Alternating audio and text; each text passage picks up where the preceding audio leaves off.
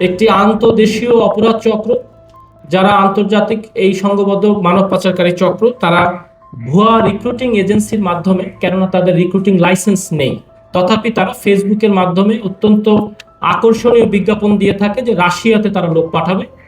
তারা এমন একটি পরিস্থিতিতে পড়ে যে পরিস্থিতি তাদের দুটি উপায় থাকে। এক হচ্ছে তারা দেশে ফিরে আসবে, অথবা তাদেরকে বলা হয় যে তুমি যদি বেশি বেতন চাও তাহলে তুমি চলমান যে রাশিয়ার যুদ্ধ আছে, রাশিয়া ইউক্রেন যুদ্ধ, সেই যুদ্ধে তুমি যেতে পারো। উনি রাশিয়ার নাগরিক, উনি রাশিয়াতে থেকেও বাংলাদেশিদের নিয়ে ওখানে একটা আলাদা সিন্ডিকেট বা চক্র গড়ে তুলেছে। কিন্তু প্রকৃতপক্ষে ভুক্তভোগীদের কাছ থেকে এই চক্র জনপ্রতি 6 থেকে 8 লক্ষ টাকা নিয়ে থাকে। আরো বেশি টাকা দেয়, যুদ্ধে তোমরা চলে যাও। তখন আমরা বলি আমরা তো যুদ্ধ করার জন্য এই দেশে আসি নাই, আমি আসছি এই দেশে এই কোম্পানির কাজে, এই কোম্পানিতে কাজ করব, এই কোম্পানির কাজ অনুযায়ী আমি কাজ করব। আমি কেন যুদ্ধে যাব? আমার ছেলে সন্তান আছে, আমার বাচ্চা আছে। একটি আন্তদেশীয় অপরাধ চক্র, যারা আন্তর্জাতিক এই সংঘবদ্ধ মানব পাচারকারী চক্র, তারা ভুয়া রিক্রুটিং এজেন্সির মাধ্যমে, কেননা তাদের রিক্রুটিং লাইসেন্স নেই, তথাপি তারা ফেসবুকের মাধ্যমে অত্যন্ত আকর্ষণীয় বিজ্ঞাপন দিয়ে থাকে যে রাশিয়াতে তারা লোক পাঠাবে। এই এসআরএম নাম সর্বস্ব ভুয়া রিক্রুটিং এজেন্সি ফেসবুকে বিজ্ঞাপনের মাধ্যমে বাংলাদেশের বিভিন্ন প্রান্ত থেকে অসহায় বেকার লোকদেরকে তারা আকৃষ্ট করে এবং তারপর তাদেরকে আসার পরে 3 বছরের চুক্তিতে সাধারণত রাশিয়াতে কাজের জন্য পাঠায়। কিন্তু পরবর্তীতে তারা রাশিয়াতে যে দেখে যে তাদের পাসপোর্টে এসআরএম যে রিক্রুটিং এজেন্সি তাদের কোনো অস্তিত্ব নেই। তারা যাই হচ্ছে প্রকৃতভাবে কাগজপত্র হাতে পাওয়ার পরে তারা দেখে যে নোয়াখালী ওভারসিজের মাধ্যমে তারা রাশিয়াতে গিয়েছে এবং পরবর্তীতে তারা ওখানে যে অত্যন্ত নির্যাতনের শিকার হয়। তাদের যে চুক্তিকৃত বেতন $600, সেটা না দিয়ে তাদেরকে $400 দেওয়া হয় এবং তাদেরকে বিভিন্নভাবে নিপীড়ন, খাওয়া দাওয়া দেওয়া হয় না। একটা রুমের মধ্যে 12 জন 14 জন করে থাকে। এটা তারা মনে করেছিল যে একটি সাধারণ ঘটনা, হয়তো আস্তে আস্তে ঠিক হয়ে যাবে, কিন্তু পরবর্তীতে দেখা যায় যে এই নির্যাতন এবং তাদেরকে বেতন কেটে নেওয়ার পেছনে একটা সুদূর প্রসারী পরিকল্পনা আছে।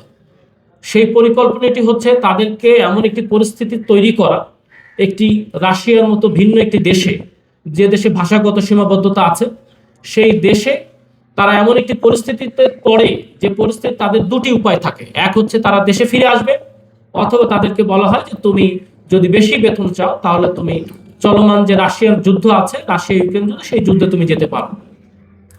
অনেকেই অস্তিত্ব সংকটে পড়ে এবং তারা যেহেতু অনেকে জমি বিক্রি করে, অনেকে লোন করে, টাকা ঋণ নিয়ে তারা রাশিয়াতে যান, তারা এই মোটা বেতনের ফাঁদে পড়ে। আমরা ভুক্তভোগীদের কাছ থেকে তথ্য পেয়েছি যে কয়েকজন রাশিয়া ইউক্রেন যুদ্ধে গিয়েছেন এবং সেখানে যে তারা নিখোঁজ রয়েছেন, অর্থাৎ তারা আদৌ বেঁচে আছেন না মারা গেছেন এই বিষয়ে কোনো তথ্য নেই। পরিবারের সঙ্গে যোগাযোগ করেও তারা আমাদেরকে কোনো তথ্য দিতে পারে নাই। তো এই বিষয়টি আমরা পরবর্তীতে ঊর্ধ্বতন কর্তৃপক্ষকে জানিয়েছি, এটি ইতিমধ্যেই তদন্তাধীন আছে। পরবর্তীতে আমরা এই ভুক্তভোগীরা আমাদের ঢাকা মেট্রোপলিটন পুলিশের দারুস সালাম থানায় একটি মামলা রুজু করলে আমরা সেই মামলার সূত্র ধরে এই এসআরএম ওভারসিজ লিমিটেডের মূল হোতা রোবায়েত সহ আমরা 4 জনকে গ্রেপ্তার করি এবং গ্রেপ্তার করার পরে প্রাথমিক জিজ্ঞাসাবাদে তারা স্বীকার করে যে তাদের আসলেই কোনো রিক্রুটিং এজেন্সি নাই, লাইসেন্স নেই। তারা ফেসবুকের মাধ্যমে রাশিয়াতে লোক পাঠাচ্ছে, কেননা এর যে মূল হোতা রোবায়েত, তার বড় ভাই, উনি রাশিয়ার নাগরিক, উনি রাশিয়াতে থেকেও বাংলাদেশিদের নিয়ে ওখানে একটা আলাদা সিন্ডিকেট বা চক্র গড়ে তুলেছে। তো তারা এখান থেকে ফেসবুকের মাধ্যমে বিভিন্ন সময়, এখন পর্যন্ত আমাদের কাছে যে হিসাব আছে, প্রায় 200 থেকে 250 লোক বাংলাদেশিদের রাশিয়াতে পাঠিয়েছে। দুঃখজনক হচ্ছে কেউই নির্ধারিত সময় যে 3 বছর থাকতে পারে নাই। ম্যাক্সিমাম লোককে তারা আইদার 2 মাস, 4 মাস, 6 মাসের মধ্যে আবার বাংলাদেশে ফেরত পাঠিয়ে দেয়। কারণ হচ্ছে যারা তাদের শর্তে রাজি হয় তারা থাকতে পারে, আর যারা শর্তে রাজি হয় না তাদেরকে জোরপূর্বক দেশে ফেরত পাঠিয়ে দেওয়া হয় এবং নতুন একটা লোককে পাঠাতে গেলেও তারা মোটা অঙ্কের টাকা নেয়। আমাদের তদন্তকালে আমরা জানতে পেরেছি যে রাশিয়ান কোম্পানি সমস্ত খরচ নিজেরাই বহন করে, অর্থাৎ যিনি যাচ্ছেন তার কাছ থেকে তার কোনো অর্থ ব্যয় হওয়ার কথা নয়। কিন্তু প্রকৃতপক্ষে ভুক্তভোগীদের কাছ থেকে এই চক্র জনপ্রতি 6 থেকে 8 লক্ষ টাকা নিয়ে থাকে। কিন্তু এই সমস্ত টাকাটাই কিন্তু যে কোম্পানির সাথে তার কাজের চুক্তি, সেই কোম্পানি দিয়েছে বলে আমাদের তদন্তে আমরা পেয়েছি। তথাপি ভুক্তভোগীদেরকে বিভিন্নভাবে শোষণ করে তাদেরকে টাকা প্রতারণামূলকভাবে আত্মসাৎ করেছে। আমরা কিছু টাকা জব্দ করেছি এবং এই সংক্রান্ত এই মানব সম্পদ আরো বেশ কিছু গুরুত্বপূর্ণ আলামত আমরা জব্দ করেছি, যেগুলো আমরা আসামি এবং আলামত সহ সংশ্লিষ্ট থানায় প্রেরণ করলে তদন্তকারী অফিসার পরবর্তীতে আরো বিস্তারিতভাবে তদন্ত করে উনি আইনগত ব্যবস্থা নেবেন।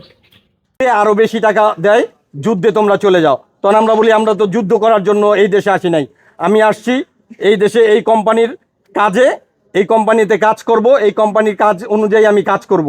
আমি কেন যুদ্ধে যাব? আমার ছেলে সন্তান আছে, আমার বাচ্চা আছে, আমি যুদ্ধে যেতে চাই না, আমি এখানে কোম্পানিতে কাজ করতে চাই। পরে বলে যে তাহলে তুমি এই টাকার মধ্যেই $400 করতে হবে। তো $400 এইভাবে কাজ করতেছি, তারপরে আমাদেরকে যে এরকম মুরগি, তারপরে গরু এগুলা কাটিং করায়। কারণ আমি গেছি কুক হিসাবে, যখন আমার এগুলা কাটিং করে তখন আবার আমি বললাম যে এই 12 ঘন্টার মধ্যে তো এগুলো আমার কথা ছিল না, কেন এগুলো আমার ইয়ে করাইতেছেন। পরবর্তীতে সে আমাদেরকে বলে যে তোমাদেরকে তাহলে আর কি করার, এর চেয়ে বেশি কিছু আর আমার কাছে করার নাই, এর চেয়ে বেশি আমার কাছে কোনো হাত নাই কিছু করার মতো। পরবর্তীতে উনি কি করে, একজন ওই নাখৎকার অনেক বড় কর্মকর্তা, ডিসি আর কি, জেলা প্রশাসক, ওই জেলা প্রশাসক দিয়া আমাদের কাছে পাঠায়। জেলা প্রশাসক আইসা আমাদেরকে বলে তোমাদেরকে তো কোম্পানি রাখবে না। তো এর আগে আমরা জানি না যে কোম্পানি আমাদেরকে রাখবে না। পর আমরা বললাম কারণ কি, কেন? বলে তোমাদের যদি এই টাকা বেতনে না পোষায় তাহলে তোমরা যুদ্ধে চলে যাও। যুদ্ধে চলে গেলে তোমরা এরকম 2.5 লক্ষ রুবল পাবা, যেটা বাংলাদেশের 4 লক্ষ সামথিং টাকা হয়, এই টাকা পাবা। আর তোমাদের অ্যাকাউন্টে ট্রেনিং চলাকালীন সময় 40 লক্ষ বাংলাদেশের টাকা ঢুকে যাবে। 8 ঘন্টার কথা বলে 14 ঘন্টা পর্যন্ত ডিউটি করায়। ডিউটি করাকালীন আমাদের খাওয়ার অনেক সমস্যা হয়েছে। আমাদের 7 দিন তারা না খাওয়া রাখছে, এবং আমরা যখন খাওয়ার চাই আমাদের বলে রোজা রাখো। এটা রাশিয়ান হোল্ডার রনক, এই রনক এসব কথা বলে, এবং আমাদের এত কষ্টের কাজ দিত যে আমরা বাধ্য হইয়া যেন আমরা কোম্পানির কাছে নালিশ করি। তখনই আমরা বেতন নিয়ে যখন কথা বলি, আমাদের প্রত্যেক মাসে অর্ধেক বেতন তারা খেয়ে ফেলে। যখন আমরা বেতন নিয়ে কথা বলি তখনই আমাদের যুদ্ধের আবন দেয় যে তোমরা তাহলে যুদ্ধে চলে যাও।